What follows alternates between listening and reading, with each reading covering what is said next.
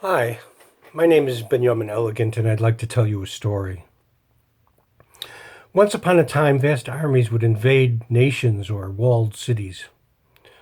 Often, two armies would go out into the open field to engage in mortal combat.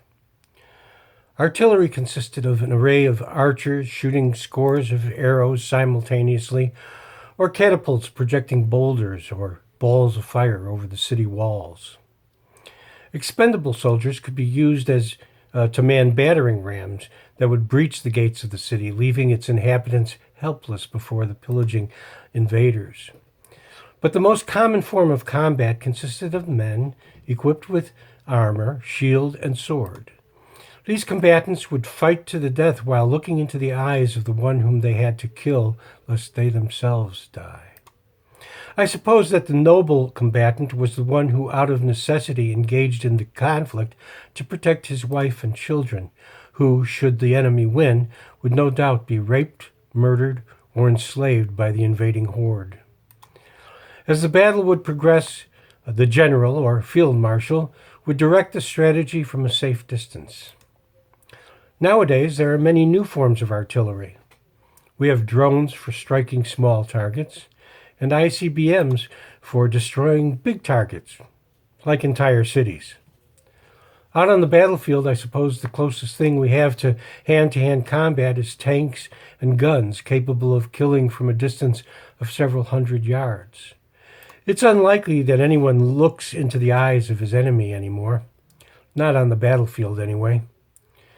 Primitive armies, intent on invading nations that possess advanced weaponry, don't have the technology to do so. So, a new tactic had to be devised.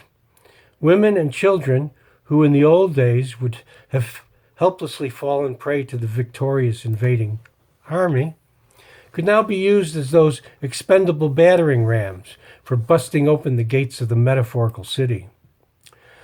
The defenders are now forced to look into the eyes of not the combatants, but of the expendable battering rams. Indeed, righteous people cannot bring themselves to kill these battering rams. The field marshal of the invading horde, directing the battle from a distance, knows that. So he anticipates that his target will let the invading hordes into the city, where they will begin engaging in hand-to-hand combat.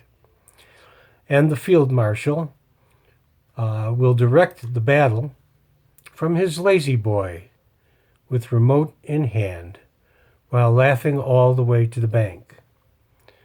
There's one caveat, though. He is the bank. May I direct your attention, however, to yet another caveat. There's one who sits in the heavens. He owns the bank, and his name is Jesus.